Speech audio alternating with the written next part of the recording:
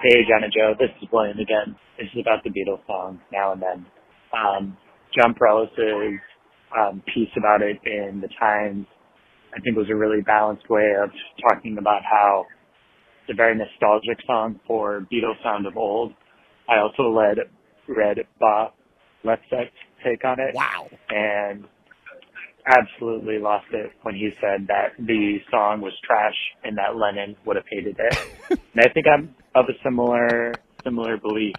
And it just made me think about whether advancements in technology to be able to strip old content to repurpose into new content mixed with generative abilities to create things off of previous training data and assets. Mm-hmm. What's this going to mean for like how estates think about music and how to preserve legacies? Okay, so a couple of things. One, protect Bob Lefsetz. Yes. Absolutely protect Bob Lefsetz. Number two, that started as a question about a thing I care nothing about. The new Beatles song. And ended with a thing that I care quite a bit about. You want to give the facts first, or do we want to reenact me watching that for the first time about 20 minutes ago? So give the facts first. Yeah, Now and Then came out a couple weeks ago now. Billed as the last Beatles song. Came from a threat. Yeah, a threat. And now they're like, well, maybe not really. We could gin up some more of these. Came from a demo that Lennon recorded at the Dakota in the late 70s before he was killed. Yoko gave the tape to the remaining Beatles in the 90s, George, Paul, and Ringo. They did a little bit of work on it. They put out 2 of the songs from the demo as part of the greatest hits package around that time, the anthologies. And there was this one that they couldn't quite get the sound quality right on. And that matters. That's Now and Then. That matters. Yeah, well, and they had to save something for when they wanted to re-release the greatest hits package. Eventually, using the technology that Peter Jackson used for Get Back, the Disney Plus documentary, where they were able to like separate a lot of the strands of conversation. Yeah, I love that you're saying music. all this with a straight face. Look, like literally a straight face. Get Back, as if every part of this is totally normal and totally worthwhile. Anyway, they returned to this using the new technology, which Paul called AI, which really freaked people out about because they thought, when people hear AI, this part is important because there is a distinction. When people hear AI, they think created by computers. That is, yes. That it's somebody mimicking, somebody basically putting words into the mouth of John Lennon. This is not what happened here. They used technology to separate the vocal on the piano track so they could mix it better.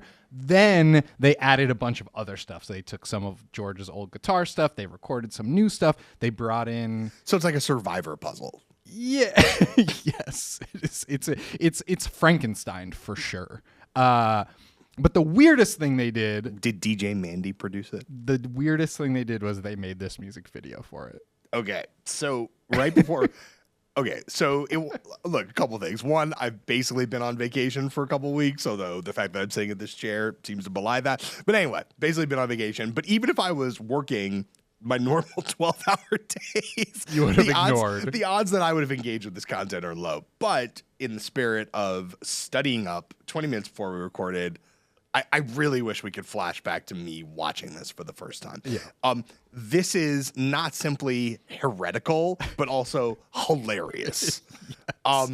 This is who signed off on? Like, genuinely, like, a couple weeks ago we talked about Priscilla and we talked about the rights issues and who has the rights. Like, this is why you have rights control, to say no to some of this stuff. Everybody said yes. This is... Except bonkers. John. It's bonkers. It's bonkers that this exists. Do you want to play some of this absolutely bizarre side-by-side footage of them dancing with hologram John Lennon?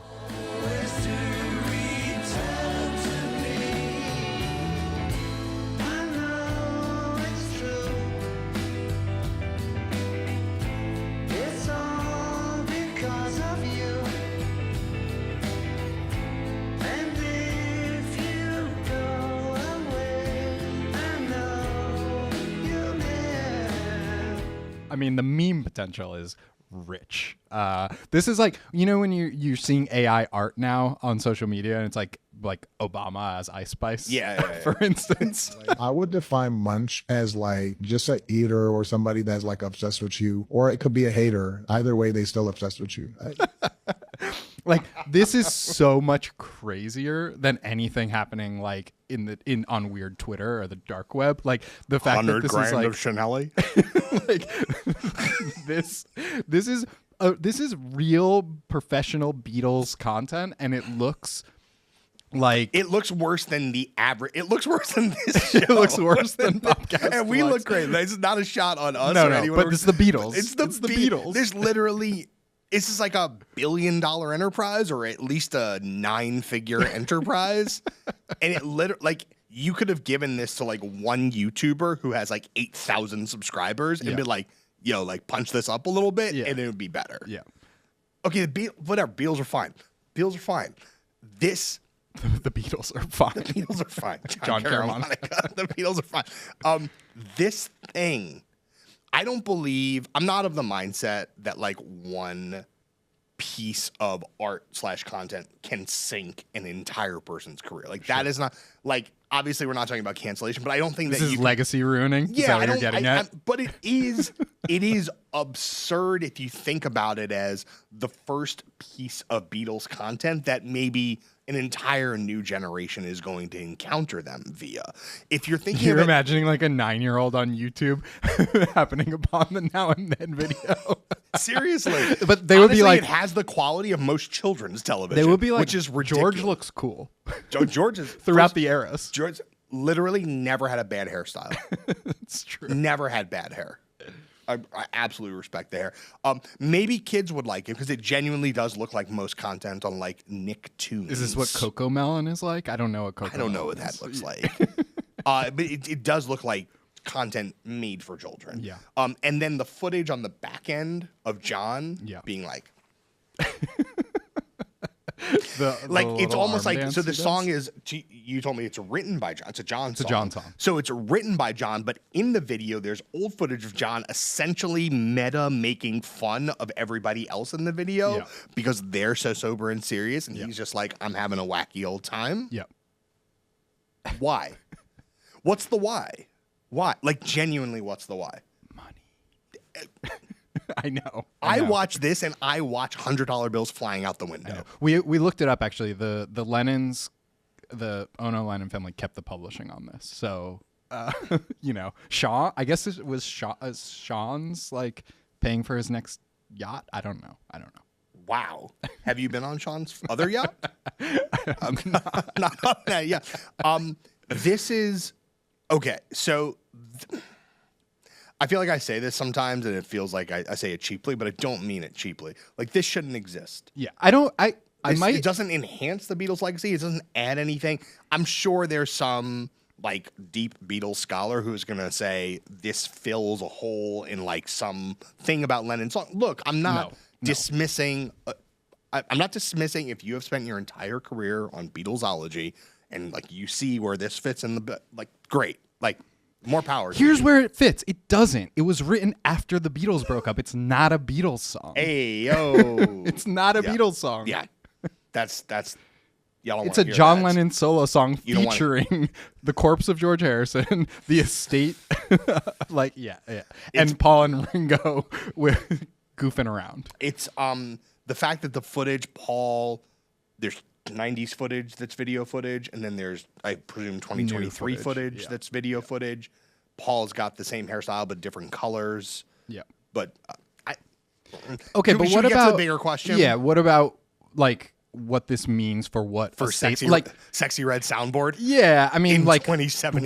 we could have an actually AI generate, like you could have the 10 best rappers in the world write songs and make them sound like Tupac songs and release it as a posthumous Tupac album. You into that? No. Why would any? But maybe the question is, why would anybody be into? Because this is something we learned over the last 12 months. We learned this with Ghostwriter. We learned this with other folks making songs like Kanye voice songs covering country music or whatever. These are incredibly fun as a novelty.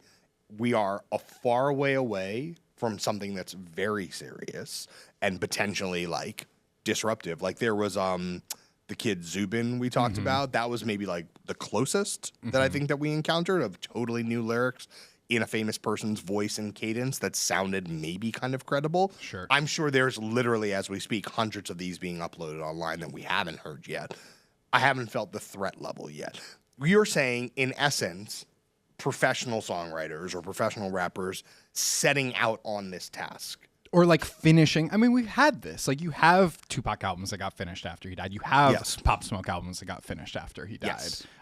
Like the technology is there to finish left behind stuff like this Lennon demo.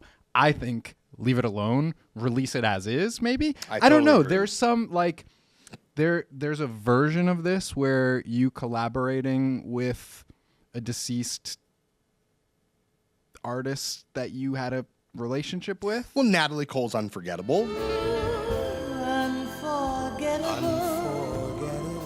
A very important song. That's also a good song. That's fine. I think that's fine, but it doesn't. I don't know a lot about the backstory. That was also 25 or 30 years ago. Right. I don't know how much fixing or treatment on the Nat King Cole vocals there were. I've got to assume there wasn't that much technology at that time. Not as much. But you think of someone like Arthur Russell, who most of the output is posthumous in some way. You know, I mean, like there is a way to do this tastefully. I think that's mostly what's missing here in the Beatles version, is that it is not tasteful and it is not in the spirit of Lennon, and it's not even in the spirit of the song itself, which is obviously like seems to be written as a romance song, but then because of the video and the pomp and circumstance, they make it seem like it's about the end of the Beatles. Yes, but which maybe, is like really gross. But maybe there's a larger lesson in here about all culture, which is first as culture, then as meme, right? Like everything is in essence raw material destined to be remixed, altered, addended by someone with intentions that don't have anything to do with the intention of the original artist. And obviously you see this in meme culture, you see this in this kind of music production. I wonder if all of that tier 2 content is fundamentally absurd. And maybe this video, by being as ding-dongy as it is actually, maybe there's someone on Team Beatles who's like, let's make this as ridiculous as possible. Maybe we fell for it because we expected it to be serious or sober in some way. But on their end, they were just like, no, let's make it a little bit goofy. But it's really hard coming on the back of the actual Peter Jackson documentary, Get Back, which essentially remixed and using new technology reassembled existing footage that had already been made into a documentary and created something that actually did fit as a missing piece. Like it changed the narrative of the breakup of the Beatles. You saw stuff you'd never seen. You saw interactions with them. Like it's an incredible achievement and piece of content using new forms of technology. If you say so. I mean, like, yeah, yeah, your like word for it's, I've, whether or not you love the Beatles, like you can't come away from watching that and not think that it is like additive, and then you get something like this, which is just like, I mean, yeah, like you saw, and forgive me, it's connected to like a reissue of some kind. Or? Yeah, they're putting out the greatest hits box sets all over again with a new song. So, happy holidays! Buy this for your dad.